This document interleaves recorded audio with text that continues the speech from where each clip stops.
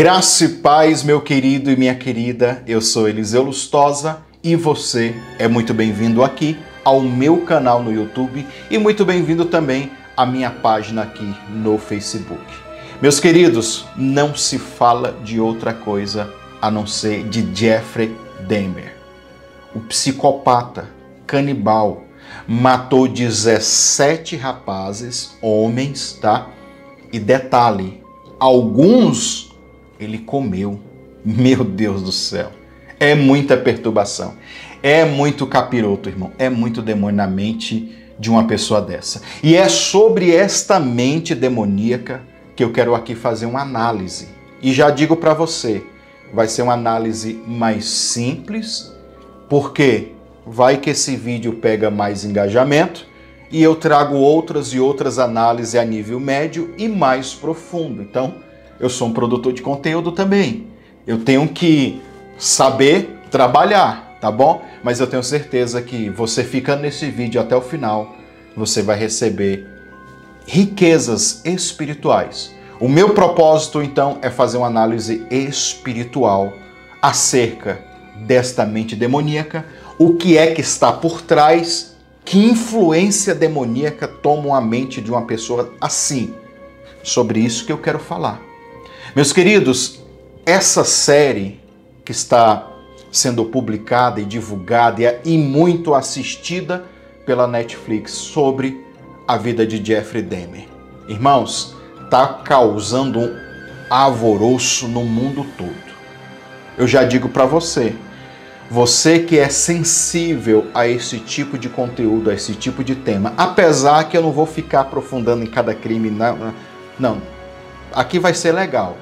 Mas você que vai sair daqui às vezes para procurar série, se você tem estômago fraco, eu aconselho a você, não assista. Porque ao redor do mundo tem muita gente tendo pesadelos, dando ataques emocionais depois de assistirem, tá? Ataques de fobia, gente que está procurando psicólogo e psiquiatra porque está perturbado. E tem os outros perturbados que estão glamorizando, como uma mulher nos Estados Unidos que tatuou a cara dele no seu corpo. É muita perturbação. Meus irmãos, antes de continuar então, eu quero convidar você para se inscrever nesse canal, caso você não é inscrito.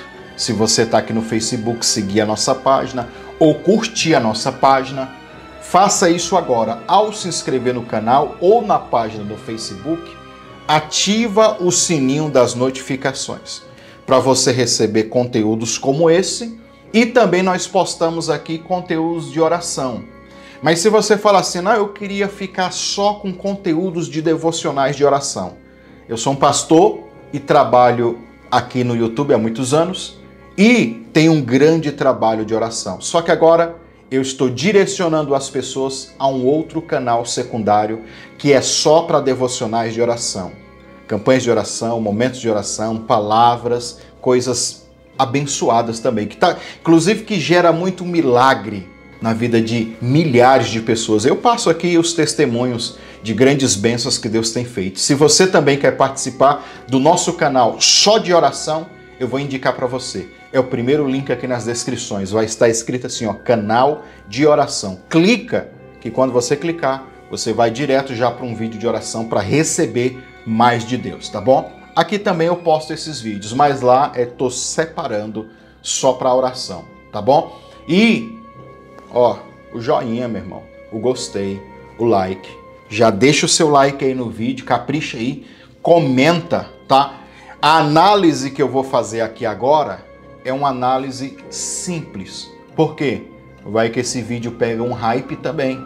E aí eu vou ter que fazer outros vídeos sobre esse assunto.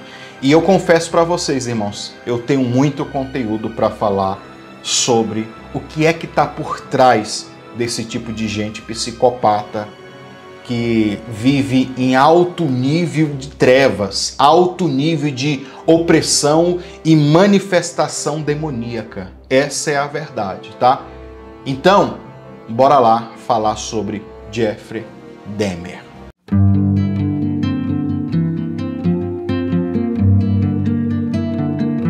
Nessa análise, eu vou falar sobre um conceito primário para quem trabalha e mexe ou quer entender sobre libertação, tá? Eu quero falar sobre a adoção espiritual. A pessoa que é adotada por espíritos malignos. Isso acontece em muitos casos.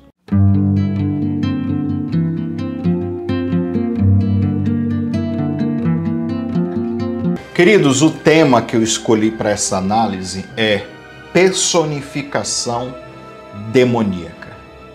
O que é isso? A personificação demoníaca é como se a própria pessoa se tornasse o diabo, o demônio. Então isso é uma personificação demoníaca. A pessoa se torna o que aquele demônio é. E isso é uma regra, é uma lei, é um entendimento que há no mundo espiritual. E não só quando eu falo a personificação demoníaca, este princípio espiritual, ele é praticado também pelo lado bom, pelo lado de Deus, pelo lado de Cristo, do Espírito Santo. O próprio Jesus, ele dizia na oração dele, a oração chamada oração sacerdotal, que ele orava pelos discípulos. Ele dizia: Pai, que eles, os meus discípulos, se tornem um só comigo, como eu sou um só contigo. Então aí nós temos a unidade espiritual, a plena unidade espiritual.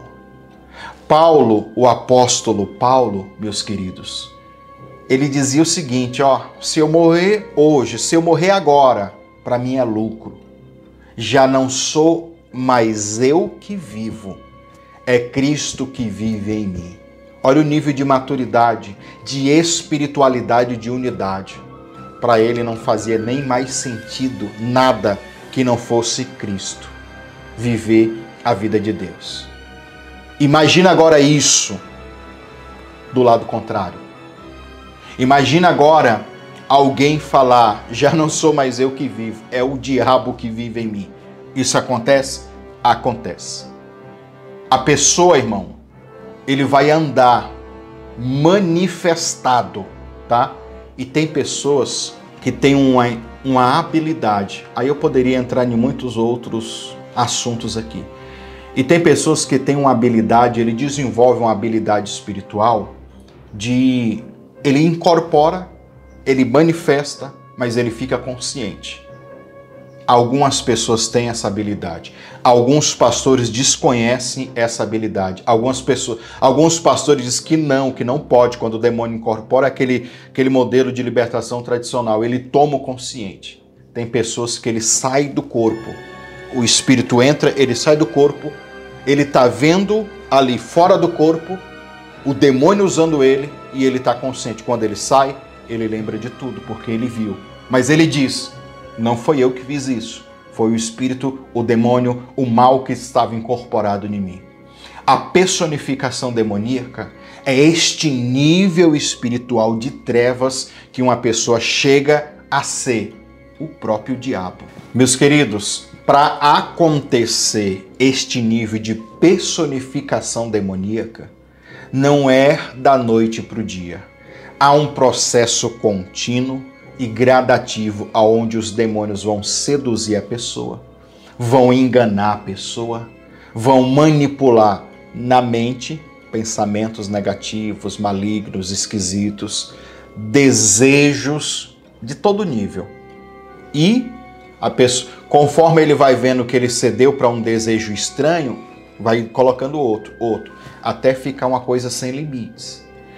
Uma outra coisa, ele vai influenciar, o demônio vai influenciar nas vontades que a pessoa tem. Daqui a um momento, a pessoa já não consegue pensar o que ele quer, já não consegue desejar o que ele quer e já não consegue fazer o que ele quer. A pessoa está totalmente dominada pelas trevas. Se você me perguntasse qual é a principal porta de entrada para este nível de trevas começar na vida de uma pessoa. E eu vou falar para você, e não é só de um psicopata como esse, é de qualquer pessoa. Existe uma porta que está aberta na vida de muitas pessoas e ainda não foi selada. Por isso que tem gente que ainda é bombardeada pelas trevas. Eu, ao longo de muitos anos trabalhando com libertação, com batalha espiritual, comecei a observar esta porta. Sabe qual é o nome dessa porta? Identidade.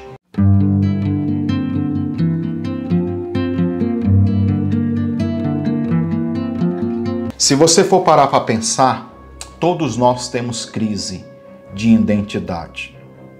E em certa parte da nossa vida, quando a gente vai ultrapassando as fases da vida, criança, adolescente, adulto, e até mesmo já na fase de idoso, tem muita gente ainda com crise de identidade. A identidade ela é tão importante porque ela define quem você é, aí junta personalidade, caráter, e a identidade pode te dar um destino espiritual. O diabo, ele quer adotar as pessoas, aí é que eu vou entrar na adoção.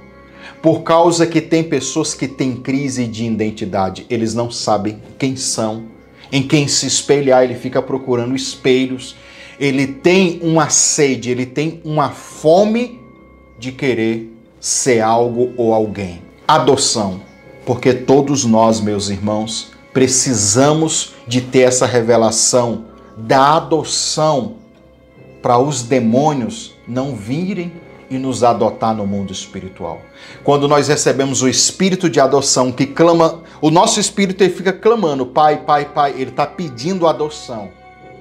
Quando ele não consegue essa adoção por meio de Deus, o Espírito Santo, de Jesus, como o Espírito está clamando, Pai, Pai, Pai, ele quer uma identidade, ele quer ser reconhecido, ele quer essa adoção. O Espírito está clamando e você às vezes não vê, não sabe, não entende. Os demônios vão vendo aquilo lá. Não tem ninguém que vai adotar, eu vou adotar.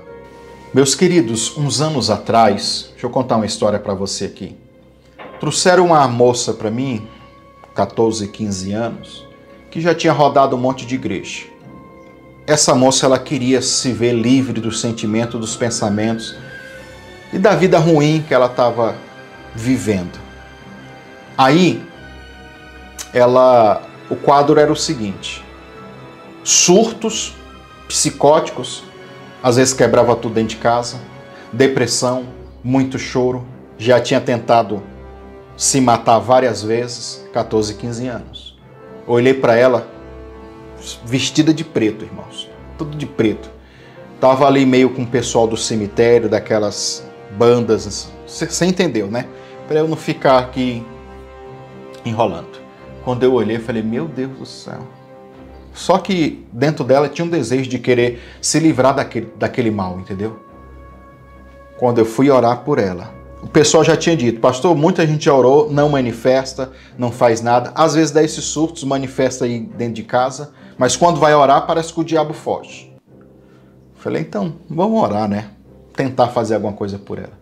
Quando eu coloquei a mão sobre a cabeça dela e comecei a orar, o Espírito Santo falou ao meu ouvido, diga para tal demônio que adotou ela quando ela tinha tantos anos, para ele se manifestar. Irmãos, coisa de louco. Eu falei, demônio, você que adotou ela em certa idade e está fazendo isso, isso, isso e isso. Foi na hora o bicho... Mas pensa num demônio bravo.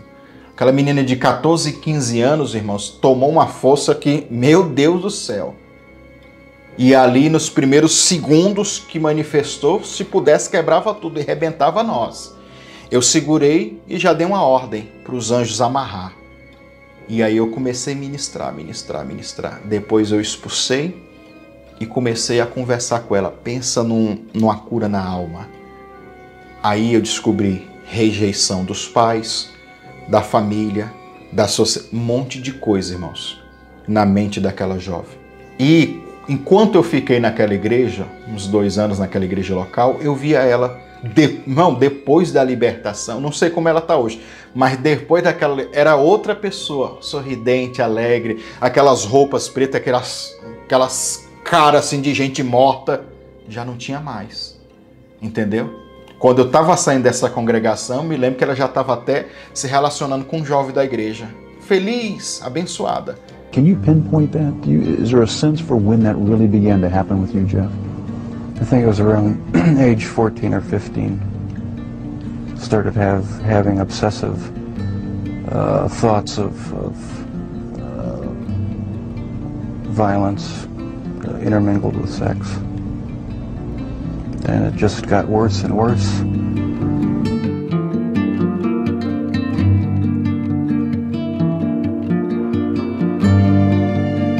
No caso, por que eu estou falando isso? No caso do Jeff, há elementos que a gente podemos extrair. Porque, segundo o que eu pesquisei, assisti alguns vídeos, vi a série não conta tanto da infância dele. A série vai falar ali da fase adulta dele e no momento que ele vai começar a cometer os crimes. Há uns relances só da infância, né? Mas, segundo o que se conta, a mãe do Jeffrey, quando estava grávida dele, é um negócio estranho. Parece que ela já queria rejeitá-lo. Porque quando ela estava grávida, ela passou muito mal, enjoando, tendo ataques que pareciam ataques epiléticos. Se tremia, revirava os olhos e muitos espasmos. O pai, quando via a mãe que estava grávida, ele ficava assustado, levou para o médico. E ela passou uma boa parte da gravidez tomando remédios antidepressivos e drogas pesadas. E depois que ele nasceu, ela continuou hipocondríaca e com depressão. Mano, parece que é uma coisa, já ali no começo da história dele, já é uma história assombrosa. Would lock tightly in place, and her whole body would grow rigid and begin to tremble. During these strange seizures, her eyes would bulge like a frightened animal, and she would begin to salivate, literally frothing at the mouth. O pai também relata que o Jeffrey veio em um momento que eles não queriam. A mãe não queria engravidar, então ela já começa a rejeitar ele desde o começo da sua história. Desde o ventre ela já rejeita aquela criança. Não é à toa que alguns relatos, mas quando ela vai ser entrevistada, alguns relatos dizem que ela não dava a mínima pro Jeffrey, entendeu? Deixava ele fazer o que ele quisesse, não dava amor, não dava atenção. Também devido ao estado psicológico dela, né? Mas mesmo assim, algumas pessoas que conviveram com eles ali perto, os vizinhos, pessoas próximas, diziam que ela nega tudo, diziam que ela não dava atenção nenhuma para ele. Então, desde cedo ele sofreu com a rejeição e com o abandono dos pais. O ambiente familiar dele era um ambiente insalubre, um ambiente terrível, de muita briga, muita discussão, apesar deles não chegarem a vias de fato agredir fisicamente, mas era perturbação, briga, gritaria o dia todo. E o Jeffrey ficava no meio desse chumbo trocado. What do you remember about your parents arguing when you were growing up, and what effect that had on you? It was unnerving, depressing, made me angry sometimes. I'd leave the house, go out in the woods and sulk, brooding, wondering why they had to have such a rough relationship. Most of the time they didn't seem to get along too well together. I never knew what the real underlying problems were. I didn't feel it was my place to ask. Jeffrey, ele começa a ter uma curiosidade fora do comum com animais mortos. Started branching out, dogs, cats. I suppose it could have turned into a normal hobby like taxidermy, but it didn't. It veered off into this. Why, I don't know. All I know is that I wanted to see what the insides of these animals looked like. Em entrevistas ele dizia que gostava muito da textura da pele e dos ossos. E o pai dele, por ser um químico, meu irmão e minha irmã, ele ensinou e viu que o filho tinha essa curiosidade e ensinou ele muitas coisas sobre química. Então, ele pegava carcaças de animais mortos, às vezes ele pegava o carro e saía para procurar essas carcaças e fazia experimentos químicos de conservação, de destruição até mesmo, entendeu? Ele fazia umas experiências malucas. Então, ele já tinha esse fascínio pela morte. Aqui, a gente já começa a entender que tipo de espírito adotou ele no mundo espiritual? Espírito da morte. Pessoal, a forma como ele matava era um culto à morte. Algumas das suas vítimas ele tentou transformar em um zumbi, em um morto-vivo. Inclusive tem um que ele abriu a cabeça com a furadeira, jogou elementos químicos lá para tentar conservar essa pessoa morta-viva, para ele ter total domínio, abusar sexualmente quando ele quisesse. Was it the killing that excited you, or is it what happened after the killing? No, the killing was just a means to an end. That was the least satisfactory part. I didn't enjoy doing that. That's why I tried to create living zombies with uric acid in the drill. But it never worked. No, the killing wasn't the objective. I just wanted to have the person under my complete control, not having to consider their wishes, being able to keep them there as long as I wanted. E eu já vou falando para você e vou deixar para outro vídeo, tá? Que depois dessa série, na verdade, desde aquela época do famoso Lázaro, o ano passado, eu gravei alguns vídeos de comentário que também viralizaram. Lá no Facebook tem um vídeo meu de comentário sobre o Lázaro de 1,5 milhão de visualizações. Desde aquele tempo para cá eu venho estudando e analisando espiritualmente e biblicamente sobre esse tipo de pessoa, entendeu? E assisti muita coisa sobre muito, já vi muitas pessoas aqui no YouTube comentando, especialista, psicanálise, psicólogo, tudo. Eu tenho assistido bastante e entendido muita coisa. De lá para cá eu fiquei pensando, e quando eu encontrar pessoas assim, o que eu faço? E na verdade, irmãos, no fundo a gente encontra, tá? Pastores encontram. E principalmente eu que trabalho com libertação, essas bombas vêm para mim também, que esse pessoal me procura. Ou seja, como essas pessoas me procuram, eu tenho que ter conhecimento. Você também que trabalha com libertação, você que é líder, você que é pastor, também tem que ter conhecimento sobre isso. E, preste bem atenção, tem que ter conhecimento da parte científica, da parte de convivência, da experiência. Com isso, o seu discernimento, o nível de revelação que o Espírito Santo vai te dar é bem maior. Você precisa ter o conhecimento, porque a função do Espírito Santo é fazer a gente lembrar.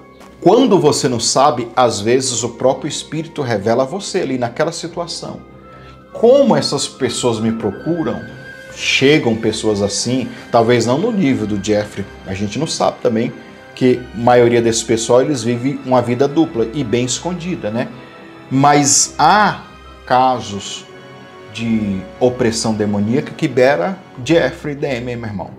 Ou seja, a gente precisa conhecer pelo menos um pouco. Então, eu tenho me dedicado para conhecer um pouco. E desde aquela época, então, do Lázaro, eu vim orando a Deus e pedindo a Deus mais profundidade, mais revelações sobre essas coisas. Muitas coisas Deus falou já para mim. Para que eu peço isso? Para mim ter estratégia de como orar por alguém assim, entendeu? Que pode ser uma hora que alguém com a história parecida com essa vai me procurar, pedindo ajuda, pedindo oração, libertação. Então, eu tendo conhecimento, eu vou conseguir tentar instruir essa pessoa, entendeu? E fazer um modelo de libertação bom, vamos dizer assim. Apesar que a libertação depende muito também da pessoa desejar e desejar com sinceridade, meu irmão. Não é porque a gente tem um conhecimento e tem a unção e tem a capacidade espiritual que a gente vai obrigar. Deus não obriga ninguém a se libertar. Parte da pessoa. O fruto de arrependimento quem gera é a pessoa. Nós estamos aqui para ser um suporte, para ajudar. E esses dias, agora, 2 semanas atrás, eu estava em oração aqui, meditando na palavra e estava até dirigindo. Quando eu senti uma presença de Deus muito forte, uma alegria, uma força, uma vontade de glorificar, quando eu vi aqui, dentro da minha cabeça, que eu estava dirigindo e vi dentro da minha cabeça, um espírito maligno. E ele falou para mim, por que você está me procurando? Quando eu tive essa visão, dirigindo, e eu estou aqui com os olhos abertos e vendo no mundo espiritual, estava dirigindo, foi me revelado pelo Espírito Santo que tipo de demônio e qual é o nome do demônio que atua em casos como o desse psicopata, que influencia muitos desses psicopatas que vão matar. Porque tem até isso, tem gente que é psicopata e não vão tomar esse caminho de matar ninguém, não. Eles agem em outras coisas, mas não em assassinatos. Mas os que agem no assassinato, me foi revelado o nome e que tipo de demônio que é. E vou deixar para falar disso num outro vídeo, numa outra situação. Digo para você, se caso você ajudar, compartilhando, esse vídeo pegar muita visualização, muito like, muito joinha, muita gente, e o povo comentar aí que quer saber. Aí eu venho e conto. Voltando aqui à história do Jeffrey. Quando ele era criança e adolescente. O grande fascínio que ele tinha pela morte. Ou seja, pegava as carcaças dos animais mortos para fazer experiência. Do you remember your earliest experience and earliest interest, fascination with the inside of animals? Where that came from? In 9th grade, in biology class, we had the usual dissection of fetal pigs. I took the remains of that home and kept the skeleton of it. And I just... Há relatos também que quando ele se entende homossexual, ele tinha fantasias, tá? Olha aí, irmãos, que coisa perturbadora. Com homens, e principalmente homens mortos. A fantasia sexual dele era essa. Ele conta em entrevista. Há relatos sobre isso. Was there something sexual in the dismemberment of the bodies for you? As time went on, yes, I did get there was a sexual part to that. I started saving the skeletons and preserving other parts, and one thing led to another. It took more and more deviant type behaviors to satisfy my urges, and so it just spiraled out of control. E quando eu falo para você que existe uma crise de identidade em muitas pessoas, essa própria opção sexual já é uma tremenda crise de identidade. Ah, não sei se sou homo, se sou hétero, se sou isso, aquilo, outro. A pessoa, né, não é o que muitos homossexuais dizem, eu nasci no corpo errado. É uma crise de identidade terrível. É uma outra identidade querendo assumir, entendeu? E luta emocionalmente, psicologicamente e até na manipulação hormonal. E a gente sabe. Então, você percebe, é algo que está fora do controle. Quantas pessoas eu já assisti, já ajudei, já aconselhei nesta situação da homossexualidade. A maioria, para não dizer 90%, eles dizem, é uma coisa incontrolável. Eu não queria ser, eu não pedi, eu lutei para não ser. Aí você começa a perceber. E aqui eu poderia falar de alguns cativeiros espirituais. Por exemplo, o cativeiro dos espelhos. Esses dias atrás eu estava orando por libertação por um rapaz que também vive nessa condição. E além de viver nessa condição, tem uma tendência para feitiçaria, para pai de santo, um tanto de coisa assim. Um dos cativeiros que, quando eu orei por ele, ele estava, era um cativeiro de espelhos, irmãos. Quando eu falo cativeiro espiritual, e você não sabe disso, vou deixar um link aqui nas descrições, está escrito assim, cativeiro espiritual. Vai lá assistir o estudo que você vai entender o que eu estou falando. Os cativeiros é uma dimensão espiritual de prisão, onde os demônios prendem a alma de uma pessoa e, dependendo do cativeiro, é o que a pessoa vai viver na sua vida. Basicamente isso. Mas preste atenção, o cativeiro dos espelhos, o diabo, ele coloca um monte de espelhos. Quando eu via a pessoa na visão, um monte de espelhos enorme, maior do que ele virava para um lado, refletia uma imagem, olhava para o outro, refletia outra. Um monte de espelhos, para cada lado que ele virava, era uma coisa. E o diabo estava enganando aquela pessoa. Entendeu? Cada lado, não, vocês, ele olhava, não, vocês.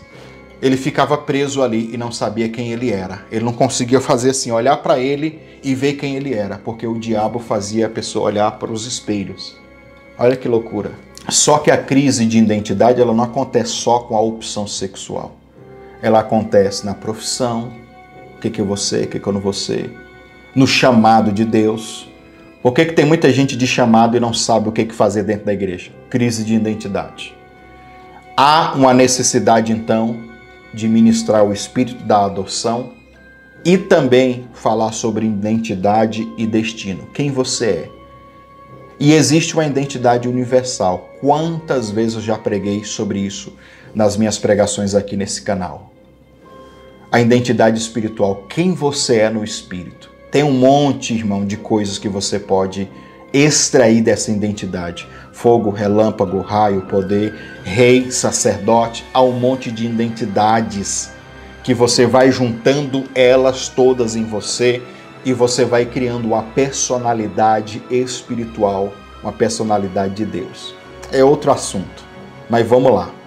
Então, os espíritos que adotam ele no mundo espiritual é os espíritos de morte. Talvez, desde o ventre da mãe, na rejeição, a mãe queria que ele fosse abortado. Acontece isso também. O que a mãe declara no mundo espiritual, que ninguém sabe, entendeu? Eu queria que essa criança morresse, né? Talvez não tente um aborto, mas fica falando, né? Então, dentro do ventre da mãe dele, pelo que acontecia na gravidez da mãe, a gente pode supor, estou dizendo que é uma verdade, a gente pode supor que o espírito da morte já entrou ali na vida dele. Então ele já foi preso ali, no ventre da mãe, quando ainda era um feto. Há relatos assim, o próprio salmista Davi que diz que a mãe dele concebeu ele em iniquidade. Então há esse entendimento sim, tá? As iniquidades já foram geradas dentro dele. Então, o mal já começou desde criança. E não é à toa também que o chamado de Deus para nossas vidas é desde o ventre da nossa mãe. É ou não é? Jeremias, desde o ventre da tua mãe eu te escolhi. A gente sabe que existe esse entendimento espiritual. Então, ali, é meio que a morte já queria pegar ele. É meio que a morte já circulava ele. Ele já tem um fascínio pela morte. O primeiro homicídio, abuso e tudo que ele fez, quando ele estava caçando as carcaças na rua, tá? A carcaça de animais mortos. Ele encontra um jovem que estava pedindo carona. Ele dá carona para o jovem, vê que o jovem está ali voltando de uma balada, meio grogue, oferece para o jovem ir para a casa dele, para tomar umas lá, e aí, neste intervalo, ele acha o jovem muito atraente e tenta dar em cima do jovem. O jovem percebe que ele é homossexual e o jovem não era. Então meio que ele rejeita o Jeffrey. Quando ele rejeita, irmão, aquilo foi o fim para o Jeffrey. Aí reativa as engrenagens de rejeição e de abandono que ele já vivia dentro de casa. Não é à toa que também tem uma foto que na época que ele foi formar no ensino médio, o Jeffrey, ele não teve a presença da sua mãe, porque a sua mãe fugiu com seu outro irmão para fugir do pai. Ele queria fugir do país, entendeu? A mãe queria fugir do país. Relacionamento tóxico. E o Jeffrey, no dia da sua formatura, ele estava sozinho. Aí o pai sai do serviço e vai lá, no finalzinho lá, e tira uma foto com ele. Ou seja, a vida dele sempre foi de rejeição e de abandono. Então, quando isso acontece, quando todo mundo rejeita ele, abandona ele, ele é adotado no mundo espiritual por esses demônios que agora vão começar a trazer essa personificação demoníaca. Com 14 anos de idade, irmãos, ele já era um alcoólatra lá no começo do ensino médio. Então, quando o jovem que não era homossexual resiste ele, não quer, dá um fora nele, ele vai lá e mata ele. About 3 years later, I was 18 years old, driving home. I saw this hitchhiker about a mile from my house. Thought to myself, should I stop and pick him up or should I just keep on going? I wish I just kept on going, but I didn't. I turned around, picked him up, and that's when the nightmare became a reality. It just seemed so bizarre to me that this obsession that I had been thinking about and wanting, just all the parts are there, and they make it possible to make it happen. Drinking a lot during that time, and just I don't know, looking for something to some way to find some fulfillment, some pleasure. And I acted on my fantasies, and that's where everything went wrong. This was the summer of 1978 when you took your first victim. Right. Once it happened the first time, it just seemed like it had control of my life from there on in. Aí Jeffrey, ele decide que quando vê o corpo daquele jovem morto, ele decide cortá-lo, abrir. E ele sente um enorme prazer quando abriu o corpo. Irmãos, há relatos, talvez nos outros vídeos a gente comenta mais algumas coisas assim. Há uns relatos que ele dizia que quando ele abriu o corpo de um ser humano, que saía aquele vapor quente, né? A temperatura corporal, ali ele sentiu um enorme prazer. Quando o corpo, olha o nível, irmão, quando o corpo daquele jovem estava ali morto, que ele diz, agora eu tenho ele no controle, ele se masturbou em cima, ele teve prazer sexual em cima do cadáver. The carcasses up from the road and take them back into the woods. Take them back in the woods, skin them sometimes, slit them all the way open, look at the organs, feel them. There was a sort of general excitement for me. I don't know why. It was exciting to see. Ver se isso não é demoníaco. Ou seja, desde o começo, quando ele guardava a carcaça e fazia as experiências. Quando ele tinha fantasias sexuais com gente que morria. E agora, na primeira morte dele, depois que o jovem está morto, que ele tem prazer sexual, ele está realizando aquilo que os demônios ao longo do tempo bombardearam a mente dele. Depois, quando ele se torna profissional em matar, irmãos, pasme você, ele guardou muito dos crânios das suas vítimas. Esses dias atrás eu falei o que significa o crânio. Lembra naquele estudo que a gente falou sobre Keter, coroa? Crânio, irmãos, é coroa. Nosso crânio é a coroa. Então, quando ele matava e guardava o crânio, o próprio crânio, o esqueleto, né? Jesus ele foi morto e crucificado no Gólgota, que é chamado lugar da caveira. Mas na verdade, Golgolete, que é a palavra crânio, é a mesma que é traduzida como caveira. Então caveira e crânio sempre tem para nós, quando a gente vê o desenho, a imagem, ou encontra talvez um crânio de animal, ou vê um crânio humano para estudo científico, a gente sabe que ali representa o quê? A morte. Então quando ele guardava o crânio, ali era a coroa, irmãos. O espírito da morte que já andava com ele, cada crânio que ele guardava era uma coroa, era um troféu que ele tinha. E isso é de um alto nível de trevas, de perturbação, de opressão demoníaca, de alto nível. What was in the box? Well, as I learned later, After the trial, it was one of the human heads, one of the victims, which he then took to his work and put in the locker. Depois ele recebe um laudo dos especialistas que estudam a mente, que ele tinha transtorno de personalidade milítrofe, transtorno de personalidade esquizotípica e transtorno psicótico. E vou finalizar o vídeo deixando uma dúvida no ar, para quem sabe a gente fazer um próximo vídeo ou outros adiante. Depois que ele foi preso pelos crimes que ele cometeu, na cadeia, ele recebe a visita de um pastor, que inclusive na série mostra ele sendo batizado nas águas. E na série eles deixam muito... muito esquisito. Não sei nem como é que é, se é esquisito, se é estranho, se é engraçado, eu não sei o que é. Não sei como que a série quer tratar, mas é estranho, é. Levantam ele da banheira, aí ele todo molhado ali com aquela bata, e o pastor diz para ele: você está salvo. E, irmãos, a pergunta é: será que tem como um psicopata ser salvo? Porque diz a ciência, o pessoal que estuda a mente, e eu sei disso, tá? Que eles são incapazes de se arrepender pelo um fator orgânico que eles têm, um defeito no cérebro. E aí? Vamos comentar isso depois. Gostou do vídeo? Marque seu joinha se eu gostei.